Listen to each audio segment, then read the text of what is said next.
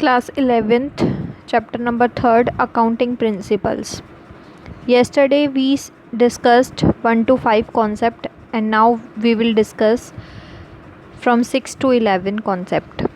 Sixth concept is accounting period concept. What is accounting period concept?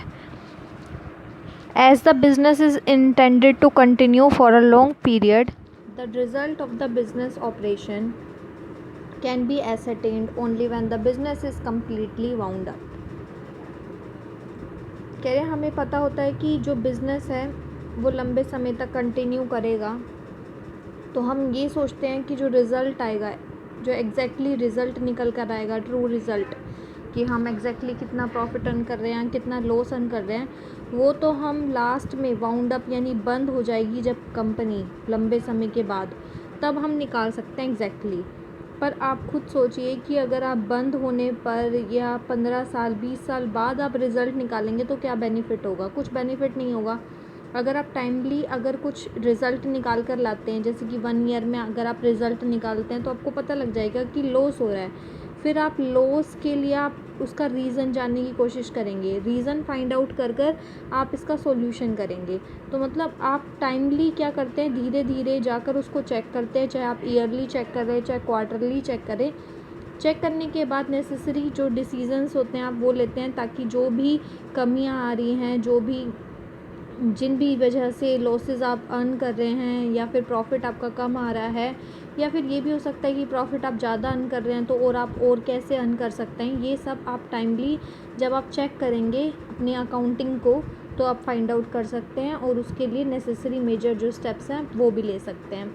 तो यहाँ पे हम क्या करते हैं, पूरी अकाउंटिंग को पार्ट में डिवाइड कर देते हैं। तो यहाँ पे हम क्या करेंगे, पूरी लाइफ है फर्म की, उसको हम टाइम इंटरवल में बांट देते हैं। जैसे कि हमारी फर्म मान लो इतने लंबे समय तक चलने वाली है, तो हम इसको इन पार्ट्स में डिवाइड कर देते हैं। ये पार्ट्स में डिवाइड करने का मतलब है, यहाँ पर जाकर हम चेक करेंगे कि प्रॉफिट कितना है या लॉस कितना है, यहाँ पे जाके चेक करेंगे, फिर हम यहाँ पे। तो मतलब हमने पूरी फर्म के टाइम को, पूरे फर्म की लाइफ को छोटे छोटे पार्ट्स में डिवाइड कर दिया, और वो कितना होता है, 1 ईयर। तो हमारे बिजनेस का अकाउंटिंग पीरियड हो जाता है 1 अप्रैल टू 31 मार्च। 1 अप्रैल टू 31 मार्च होता है। कहीं क्वार्टरली भी करते हैं, 6 मंथ्स के लिए, 4 मंथ्स के लिए, 3 मंथ्स के लिए, अलग अलग हो सकता है। लेकिन एक जो मेजर हमारा जो अकाउंटिंग पीरियड होता है वो होता है 1 अप्रैल से लेकर 31 मार्च, यानी 1 ईयर के लिए अकाउंटिंग पीरियड होता है।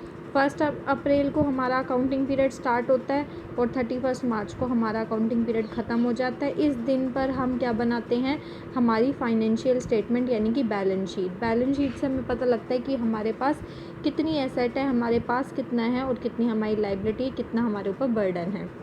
और एसेट्स हमेशा बराबर आनी चाहिए हमारी लाइबिलिटीज़ के। 7th नंबर पे है कॉस्ट कॉन्सेप्ट। कॉस्ट कॉन्सेप्ट क्या कहता है कि जब भी आपने कोई चीज़ एक्वायर करी है, कोई भी चीज़ आपने प्राप्त की है, कोई भी एसेट, जैसे कि मान लो आपने फर्नीचर आपने ख़रीदा, या बिल्डिंग आपने 5 लाख की ख़रीदी, तो आप उसे अपने अकाउंट में 5 लाख पे ही दिखाएंगे। अब मार्केट में जाकर अगर उसकी वैल्यू 7 लाख हो जाती है तो हो जाने दो, लेकिन आप रिकॉर्ड जो है वो 5 लाख से ही करेंगे, ठीक है। तो यहाँ पे हिस्टोरिकल कॉस्ट कॉन्सेप्ट क्या कहता है, an asset is recorded at the price at it was acquired. Asset को हम रिकॉर्ड करते हैं उस प्राइस पर जिस प्राइस में हमने उसको एक्वायर करा था, मीन्स प्राप्त किया था। तो कॉस्ट कॉन्सेप्ट, इसलिए इसे हिस्ट्री की कॉस्ट कॉन्सेप्ट कहते हैं। फ्यूचर में जाकर चाहे इसका प्राइस जो है वो बढ़ जाए, लेकिन हम उसको रिकॉर्ड उसी में करेंगे जितने में हमने उसके लिए पे किया था। 8th concept is dual aspect concept. Dual मतलब होता है डबल साइड पर एक्सपेक्ट मतलब होता है यहाँ पे किसी भी ट्रांजैक्शन का इफ़ेक्ट पड़ना। तो यहाँ पे ड्यूल एक्सपेक्ट कॉन्सेप्ट का मतलब क्या है कि कोई भी चीज़ अगर आप अपने बिजनेस में, जैसे कि मान लीजिए परचेज़ करते हैं, आपने अगर परचेज़ किया तो आपके बिज़नेस में कुछ आ रहा होगा, ठीक है, आपके कुछ बिज़नेस में आ रहा होगा और कुछ बिज़नेस से जा रहा होगा। इसका मतलब है कि आपने मान लो 5 लाख के गुड्स परचेज़ करे, कितने के करे, 5 लाख के गुड्स आपने अगर परचेज़ करे, तो 5 लाख के गुड्स तो आपके बिज़नेस में आ रहे होंगे, लेकिन 5 लाख का कैश भी आपके बिज़नेस से जा रहा होगा। तो यहाँ पे ये मतलब होता है कि जितना कुछ आ रहा है जितना भी आपके बिज़नेस में आ रहा है उतना ही आपका इक्वली क्या हो रहा होता है, जा रहा होता है। जितना बढ़ेगा उतना ही आपके बिज़नेस से कुछ ना कुछ जाएगा। तो यहाँ पे कहने का मतलब है कि एक तरफ अगर आप कुछ डेबिट करते हैं तो दूसरी तरफ आप क्रेडिट करेंगे। अब परचेज़ की सिचुएशन में आपने कुछ भी परचेज़ किया तो आप परचेज़ को तो डेबिट करेंगे, जबकि आपके बिज़नेस से कैश चला जाएगा तो यहाँ से कैश को क्या कर देते हैं, क्रेडिट। जो आया आपने उसको क्या करा, डेबिट, और जो गया आपने उसको क्या कर दिया, credit. Every transaction affect at least 2 accounts, कम से कम 2 अकाउंट पे प्रभाव पड़ता है, जैसे कि पहला तो हो गया परचेज और दूसरा हो गया कैश। तो इक्वली इनका इफेक्ट पड़ेगा। If one account is debited, अगर एक डेबिट हो रहा है तो दूसरा जो है उतनी ही अमाउंट से क्या होगा, क्रेडिट होगा। इसी वजह से एसेट्स हमेशा बराबर होते हैं लाइबिलिटी और कैपिटल के। बैलेंस शीट में एसेट्स और लाइबिलिटीज़ बनाई जाती हैं, ये बैलेंस शीट हम आगे सीखेंगे। तो उसमें ये रूल आता है कि जितनी भी एसेट आपके पास है उतनी ही आपके ऊपर लाइबिलिटी होगी, उतनी ही आपने खर्चे किए होंगे, जितना एक्वायर किया उतना ही गया होगा। 9th concept is revenue recognition concept. Revenue recognition concept क्या कहता है कि जो भी आपने रेवेन्यू आपने प्राप्त की है, ठीक है, जितनी भी आपने रेवेन्यू अर्न करी है, और रेवेन्यू हम कैसे अर्न करते हैं, सेल ऑफ गुड्स से या फिर सर्विसेज प्रोवाइड कर कर, ठीक है। तो इसमें ये कहता है कि जितनी भी आपने रेवेन्यू आपने अर्न की है वो पर्टिकुलर पीरियड की होती है। कि कौन से पीरियड की होती है, पर्टिकुलर किसी पीरियड की। जैसे कि आपने 1 अप्रैल को आपने क्या करा, सर्विसेज प्रोवाइड करी, तो उससे आपको क्या रियलाइज़ हुआ, पैसे प्राप्त हुए, आपको रेवेन्यू मिला। Revenue is deemed to be realised when the title और the ownership of the goods has been transfer to the purchaser. या फिर आपने जब कोई चीज़ परचेज करी तो आप उसके मालिक कब बन जाएंगे, आप उसके मालिक कब बन जाएंगे, जब आप उसको ख़रीद लेंगे, ठीक है। तो जैसे ही आप क्या करते हैं, उसको परचेज़ कर लेते हैं, आप उसके ओनर बन जाते हैं। वेदर आपने कैश में पेमेंट की हो चाहे ना की हो, बस एक लीगल तरीके से आप उसके मालिक बन जाते हैं जैसे ही आप उसको ख़रीद लेते हैं। तो यहाँ पे ये मैटर नहीं करता कि आपने कैश दिया है या नहीं दिया, बस आपने उस चीज़ को एक्वायर कर लिया, आप परचेज़र हो, आपने ख़रीद लिया और उसके मालिक बन गए, तभी आप उसके क्या बन जाते हैं, ओनर बन जाते हैं, चाहे आप कैश बाद में दें चाहे आप अभी दें। जैसे कि अब यहाँ पे है रेंट। अगर आपने मान लो मार्च 2015 का रेंट देना था, आपने 2016 में दिया, तो हम उसे 2015 का रेंट ही मानेंगे। ऐसा नहीं है कि हम उसे अप्रैल यानी मार्च का ना अप्रैल में पेमेंट कर रहे हैं तो आप अप्रैल का रेंट मानेंगे, नहीं, वो मार्च का ही रहेगा जो कि आपने नहीं पे किया था।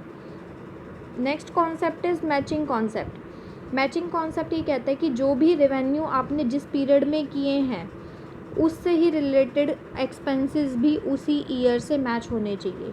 कि मान लीजिए 2017 में आपने कुछ रेवेन्यू, कुछ सेल किया, आपको कुछ मिला, तो उसके ऊपर आपने कुछ ना कुछ एक्सपेंसेस भी किए होंगे, तो एक्सपेंसेस भी उसी ईयर से मैच होने चाहिए। In determining the net profit, all cost which are applicable to revenue of the period should be charge against that revenue. जितना भी कॉस्ट है वो रेवेन्यू से मैच करना चाहिए।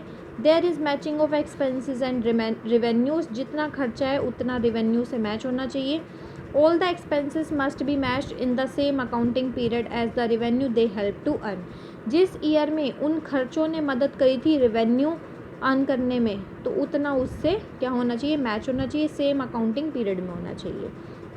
Next is objectivity concept. Objectivity concept ये कहता है कि जो भी अकाउंटिंग की जाती है वो free from the personal bias होना चाहिए, यानी उसमें किसी भी तरीके से यहाँ पे अपना पर्सनल हित नहीं होना चाहिए। जैसे कि मैनेजमेंट अगर उस अकाउंटिंग को कर रही है, कुछ भी रिकॉर्ड कर रही है, या फिर उसने अकाउंटेंट लगा रखा है, तो वो अपना पर्सनल बेनिफिट ना देखे, बल्कि वो एक इंडिविजुअल तरीके से काम करे और किसी भी तरीके का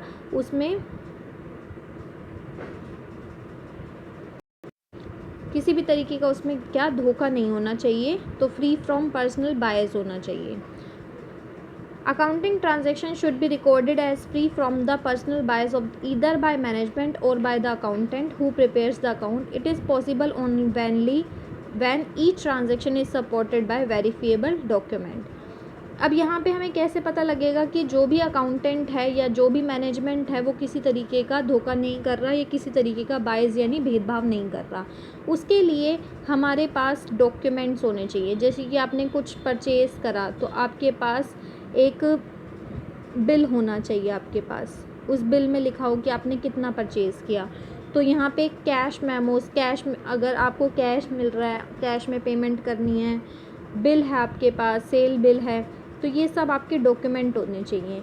यानी कि अब अकाउंटेंट मैनेजमेंट को ये कह देगा कि अकाउंटेंट मैनेजमेंट को कहेगा कि देखो इतने का परचेज़ किया, 5 लाख का परचेज़ किया, इतने का खर्चा है, और एक्चुअल में उसने परचेज़ करा 4 लाख का, वो 1 लाख तो पागल बनाकर मैनेजमेंट से ले लेगा, कहेगा 5 लाख का परचेज़ किया था। तो यहाँ पे वो अपना पर्सनल बायस कर रहा है, भेदभाव कर रहा है, धोखा कर रहा है, फ्रॉड कर रहा है। तो यहाँ पे मैनेजमेंट इस फ्रॉड से बचने के लिए ये कहती है कि तुम हमें परचेज़ बिल दिखाओ, हमें दिखाओ कि कहाँ पे कितना परचेज़ किया गया, कितनी पेमेंट की गई। तो यहाँ पे आपके पास क्या होना चाहिए? वेरीफिएबल डॉक्यूमेंट्स होने चाहिए। तो यही हमारा ऑब्जेक्टिविटी कॉन्सेप्ट कहता है।